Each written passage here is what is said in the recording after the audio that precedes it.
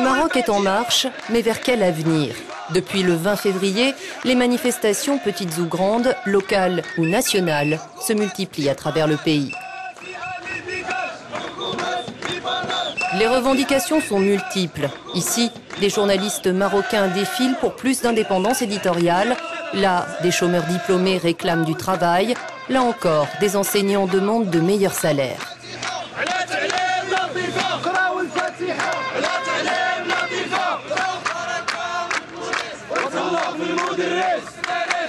Driss est un des coordinateurs du mouvement de protestation des enseignants. Et nous sommes ici sur le terrain et nous allons se manifester jusqu'à, bien sûr, avoir nos droits. Et tous nos droits. Voilà. Les manifestants sont surveillés de près par des policiers en uniforme comme en civil. Notre équipe l'est aussi. Au Maroc, la liberté de la presse est un principe très relatif. Notre autorisation de tournage fait l'objet de contrôles répétés. Un agent est en permanence sur nos talons. Kenitra, ville portuaire du nord du royaume. Le quartier de l'université y est bouclé. Impossible d'y obtenir un droit d'accès avec nos caméras. Nous évitons la route principale. Des affrontements violents y ont opposé les étudiants aux forces de l'ordre. Tahani a 19 ans, elle fait des études d'ingénieur. Elle nous entraîne dans un bâtiment abandonné d'où l'on peut observer le quartier à l'abri des regards. Ce que j'ai vu ce matin et hier était vraiment horrible. J'ai vu plusieurs étudiants que je connais très bien qui étaient en train d'être battus par les militaires et par la police devant moi. Il y avait des détenus, il y avait beaucoup de blessés, il y avait des ambulances. Tahani fait partie du mouvement du 20 février. Elle et ses amis sont à l'origine de ces grandes manifestations nationales qui commencent à ébranler les fondements d'une monarchie dite constitutionnelle dans laquelle le roi est quasi omnipotent. Où ces jeunes ont-ils trouvé le courage d'exprimer leurs aspirations à plus de liberté? C'était une sorte d'espoir qui nous a été donné de la part des Égyptiens et des Tunisiens. Et justement, ces discussions, à partir de l'Internet, à partir de Facebook et Twitter, on a pu organiser des coordinations dans presque toutes les villes et villages du Maroc. On veut juste vivre dans une société où il n'y a pas de répression, une société de liberté, de démocratie et de droits humains. Pour ce qui est Retour à Rabat, dans le quartier moderne de la capitale où se côtoient sièges d'entreprises et ministères. Nous avons rendez-vous avec l'économiste marocain Driss Ben Ali. Les Marocains veulent accéder à la modernité. Alors il faut éliminer un certain nombre de choses.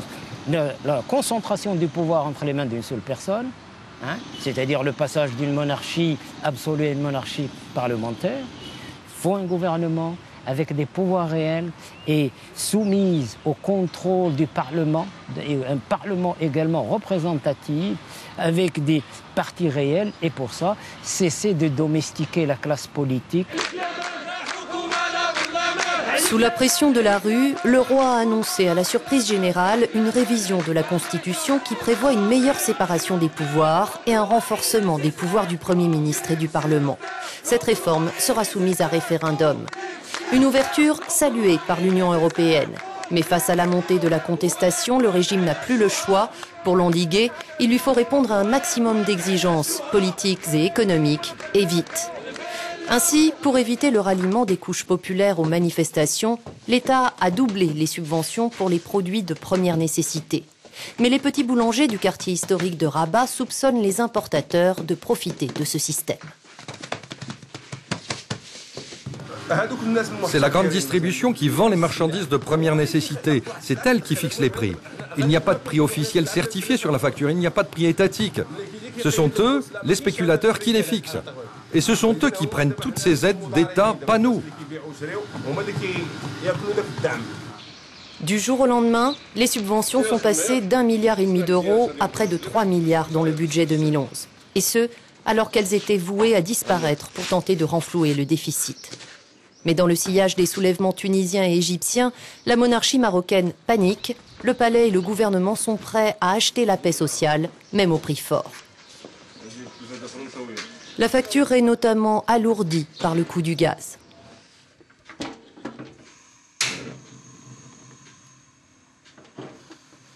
Ce n'est pas seulement la cherté de la vie qui pose problème aux couches modestes. Ce qui agace Mohamed, ce sont la corruption généralisée et son salaire de misère dans la restauration qui ne lui permet pas de fonder une famille. Mais comme beaucoup de Marocains, Mohamed fait encore confiance au roi pour changer les choses, notamment en finir avec la pratique des bakchiches. Il faut que tu règles votre problème, il faut que tu donnes quelque chose. Ça, c'est normal. Ça, c'est normal. Ça, encore... Inch'Allah, il va changer tout, Inch'Allah. Il va changer tout, Inch'Allah, comme ça. Pour tout le monde. Pour les chômeurs, pour tout le monde. Et le roi, il fait que des biens avec tout le monde ici. Mohamed livre des sushis dans les beaux quartiers. Chaque jour, il est confronté au clivage entre riches et pauvres. Les manifestants accusent l'entourage du roi d'être complice de la corruption. Le secrétaire général de l'ONG Transparency Maroc parle d'adultère entre la gestion de l'intérêt public et le monde des affaires. Il incrimine directement l'administration ainsi que la justice marocaine. Si on est bien protégé, on est à l'abri de la loi. Et donc c'est en ce sens-là qu'on constate que l'impunité est institutionnalisée. Elle fait partie du mode de gestion de la chose publique.